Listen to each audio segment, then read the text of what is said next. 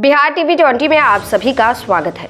अररिया, अमौर और बायसी जैसे मुस्लिम बहुल विधानसभा क्षेत्रों से घिरे पूर्णिया जिले के कसबा विधानसभा क्षेत्र में पिछले 3 विधानसभा चुनावों से कांग्रेस का कब्जा है। 2010, 2015 और 2020 के चुनाव में उक्त सीट से कांग्रेस विधायक पाक आलम लगातार चुनाव जीतते रहे हैं। एक बार मंत्री पद पर भी सुशोभित रहे, लेकिन अब की बार उनकी शारीरिक अस्वस्थ रहने के कारण आशंका जताई जा रही है कि शायद वह 2025 का चुनाव लड़ने से परहेज कर जाए।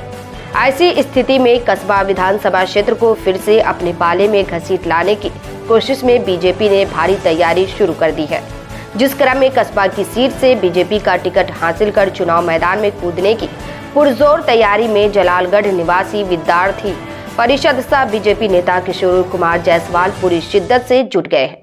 कस्बा क्षेत्र की जनता भी इस बार स्पष्ट मांग है कि बीजेपी लोकल निवासी को कस्बा की सीट से चुनाव में उतारेगी, तभी बीजेपी की जीत सुनिश्चित होगी।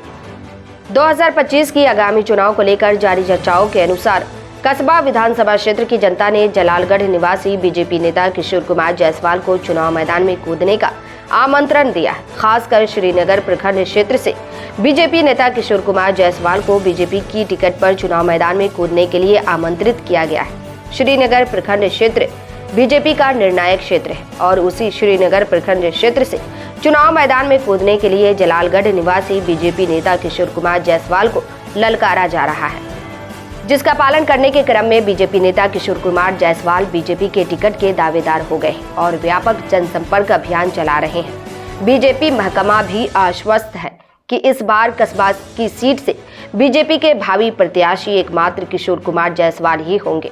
कस्बा क्षेत्र में 80 से 85 हजार वोट मूल रूप से बीजेपी के हैं, जिसमें 45 हजार वैश्य समाज के वोटों को निर्णायक बनाने की मजबूत भूमिका लगभग 35 हजार मुसहर समाज के ऋषि देव वोटर निभाते हैं। बहरहाल 2020 वाले पिछले विधानसभा चुनाव के परिणामों का मूल्यांकन पार्टी जनों द्वारा किया जा रहा है और उक्त मूल्यांकन के निष्कर्षों के आधार पर ही पार्टी की अगली चुनावी रणनीति का आगाज होने की संभावना है। सीमांचल से विशाल पिंटू विकास की खास रिपोर्ट।